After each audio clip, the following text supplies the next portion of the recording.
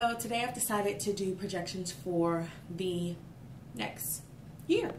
I'm going to start off in chronological order because I'm a Capricorn, so everything has to be chronological. But first we're going to get into Aquarius. So Aquarius, this is what you can expect for the next upcoming year. I absolutely adore Aquariuses for the most part. My favorite brother is an Aquarius, and I have 5 of them. You guys tend to be very stoic, very almost like you operate in a world of your own creating. It's like, oh, the real world, I don't like it, so I'm going to make my own up in my head, and I'm going to live there. And it's very unique that you guys can do that, and I absolutely love it. You tend to be very creative. So without further ado, we're going to get right into it. And Aquarius, this is what we have for you.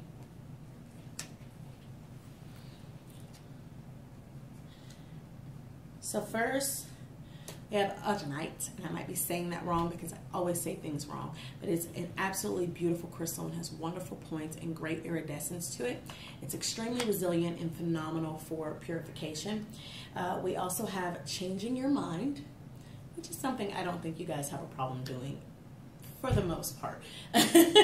And then we have the Four of Swords.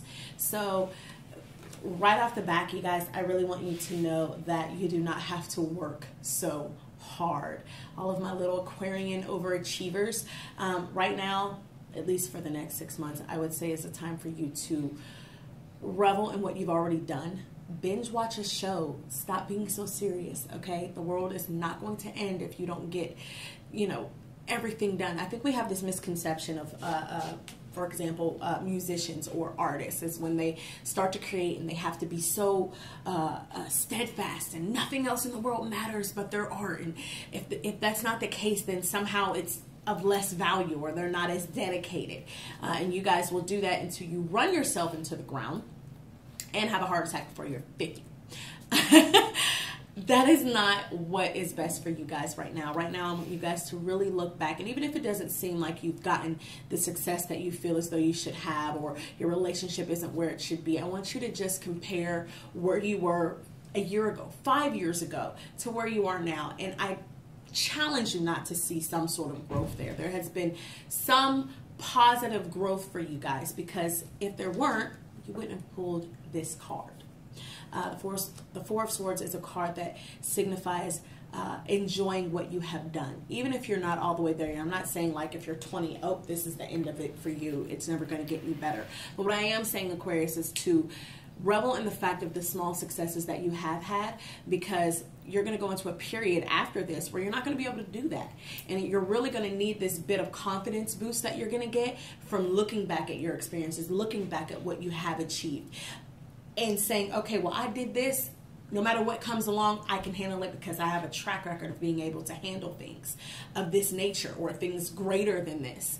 And the only way for you to really utilize that in the future is to revel in it right now. So, takeaway for you, Aquarius, is to enjoy what you've done, okay?